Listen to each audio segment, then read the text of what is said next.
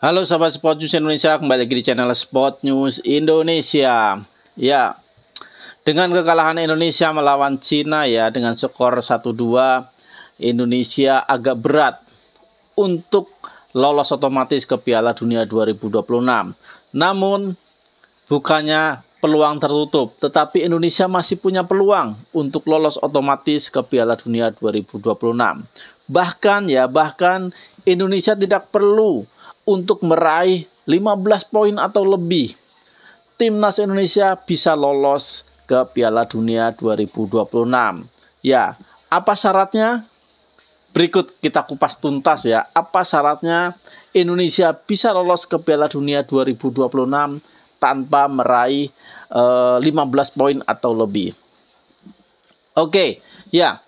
Kita tahu sekarang posisi Indonesia ada di posisi kelima ya, di bawah Jepang dengan 10 poin, di bawah Arab Saudi dengan 5 poin, Australia 5 poin, Bahrain 5 poin.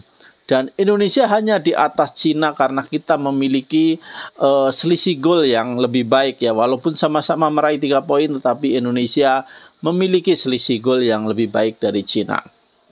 Nah, dengan kondisi seperti ini, Indonesia sebenarnya berat untuk lolos otomatis ke Piala Dunia 2026. Tetapi Indonesia masih mempunyai peluang untuk lolos ke Piala Dunia 2026. Ya, bahkan ya dengan 14 poin saja Indonesia bisa lolos ke Piala Dunia 2026 dengan skema sebagai berikut ya. Ya, sekarang kita sudah memasuki matchday kelima ya, atau matchday paruh setengah ya. Dari total 10 match pertandingan, Indonesia akan memasuki pertandingan kelima pada bulan November ya, tanggal 15 melawan Jepang. Dan selanjutnya matchday ke-6 sudah memasuki paruh kedua, yaitu melawan Arab Saudi, di mana di pertandingan pertama kita sudah bertandang ke markas Arab Saudi dan kita mendapatkan 1 poin. Ya, kita harap bikin aja nih saat melawan Jepang versus Indonesia. Ya, mari kita berandai-andai ya. Kita berandai-andai perjalanan timnas Indonesia di matchday kelima sampai matchday ke-10 atau 6 pertandingan ke depan ya. Berikut adalah skema untuk Indonesia bisa lolos ke Piala Dunia 2026. Ya, pada matchday kelima kita akan berhadapan dengan Jepang. Nah, Indonesia berhadapan dengan Jepang. Misalkan kita jelek-jeleknya kita kalah ya. Jepang berarti memiliki nilai poin 3 dan Indonesia saat berhadapan Jepang poinnya adalah 0. Oke, kita anggap saja begitu ya. Selanjutnya di matchday ke-6 kita akan berhadapan dengan Arab Saudi. Nah, kita berhadapan dengan Arab Saudi. Arab Saudi nanti berhadapan dengan Indonesia. Indonesia berhadapan dengan Arab Saudi. Misalkan Indonesia menang ya 3, dan Arab Saudi saat berhadapan dengan Indonesia kalah, berarti nilainya 0. Terus kita akan berhadapan dengan Australia dan kita harapkan kita bisa meraih hasil imbang ya, 1, karena kita bermain di markas Australia 1, dan Australia berhadapan dengan Indonesia poinnya juga 1. Karena kalau misalkan kita kalah, Australia tentu akan melonjak secara drastis ya. Selanjutnya Indonesia akan melawan Bahrain. Nah, kita diharapkan bisa mengalahkan Bahrain ya. Kita bertanding di sebagai tuan rumah 3, dan Bahrain nanti saat berhadapan dengan Indonesia poinnya 0 karena kalah ya, 0.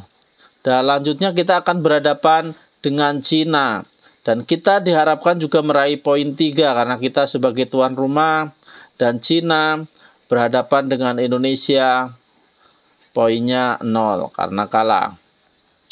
Oke, dan kita saat bertandang ke Jepang kita diharapkan ya bisa meraih 1 poin karena Jepang kemungkinan besar sudah lolos ya sebagai juara grup, dan mungkin Jepang tidak akan memainkan skuad terbaiknya. Kita mudah-mudahan bisa meraih 1 poin saat bertandang ke Jepang. Dengan poin 1 kita sudah memiliki poin 14. Kita lihat pertandingan harapannya ya di pertandingan lain. Jepang berhadapan dengan Australia.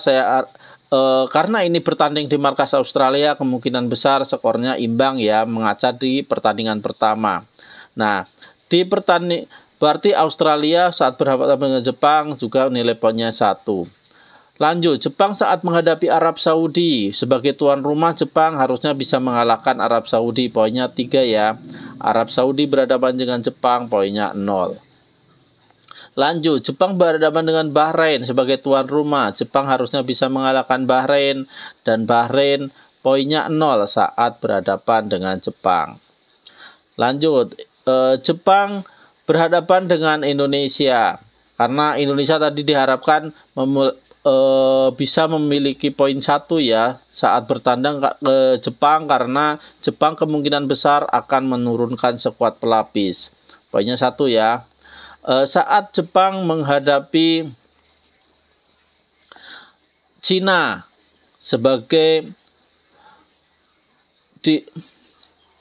saat Jepang menghadapi Cina, kemungkinan besar ya, walaupun bermain di kandang Cina, tetap Jepang mengalahkan Cina ya. Karena melihat di pertemuan pertama juga kemenangannya sangat telak ya, 7-0, dan Cina berhadapan dengan Jepang memiliki poin 0. Nah, sekarang kita lihat Australia. Australia, harapan kita saat bertanding melawan Arab Saudi, poinnya imbang ya, 1. Jadi mempunyai poin 1. Dan Arab Saudi saat berhadapan dengan Australia juga poinnya 1. Nanti di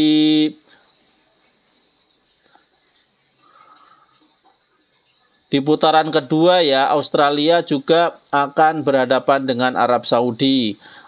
Imbang lagi, mudah-mudahan imbang. Jadi 1 Arab Saudi saat berhadapan dengan Australia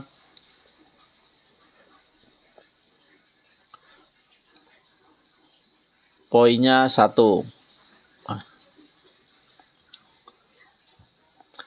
Terus Australia berhadapan dengan Bahrain sebagai tamu ya di Bahrain. Kemungkinan besar ya Australia mungkin ngotot bisa menang ya, tapi harapan kita juga Australia akan imbang di kandang Bahrain. Bahrain 1, Australia 1, dan Bahrain 1.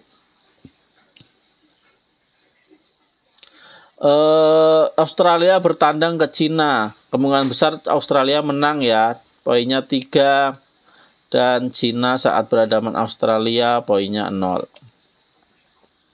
Kita lihat Arab Saudi. Arab Saudi saat berhadapan dengan Bahrain, kemungkinannya skornya nanti 1-1 lagi ya, imbang lagi ya. 1, Bahrain saat berhadapan dengan Arab Saudi juga 1.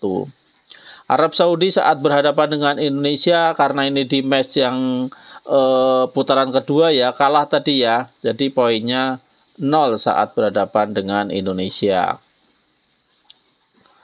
Terus Arab Saudi berhadapan dengan Cina, kemungkinan besar Arab Saudi akan mengalahkan Cina ya. Jadi poinnya 3.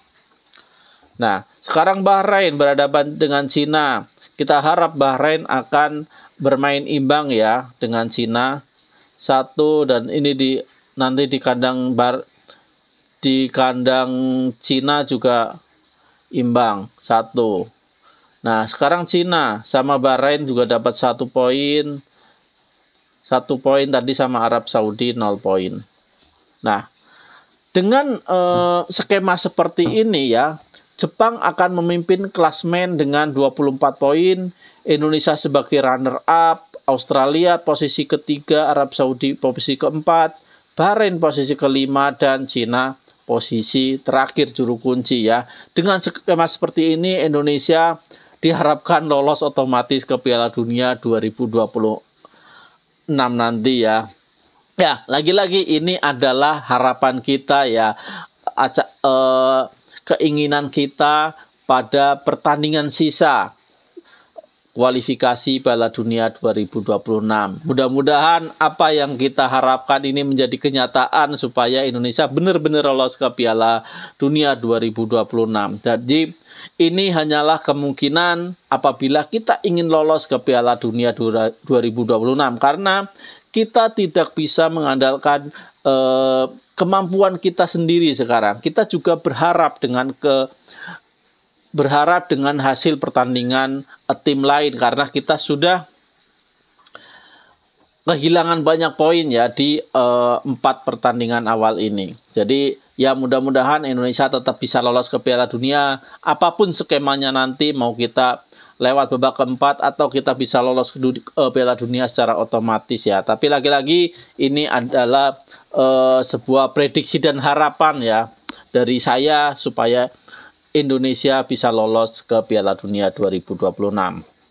Ya, sebenarnya masih ada kemungkinan lain ya Indonesia bisa lolos ke Piala Dunia 2026. Kita apalagi kalau misalkan kita bisa meraih poin penuh di laga tandang saat melawan Jepang dan Arab Saudi, tentu kita kemungkinan besar ya, kemungkinannya sangat besar bisa lolos otomatis sebagai runner up terbaik. Sebagai runner up grup C dan lolos otomatis ke Piala Dunia 2026. Ya, mudah-mudahan ya tetap kita doakan semua agar Indonesia lolos ke Piala Dunia 2026. Indonesia bisa.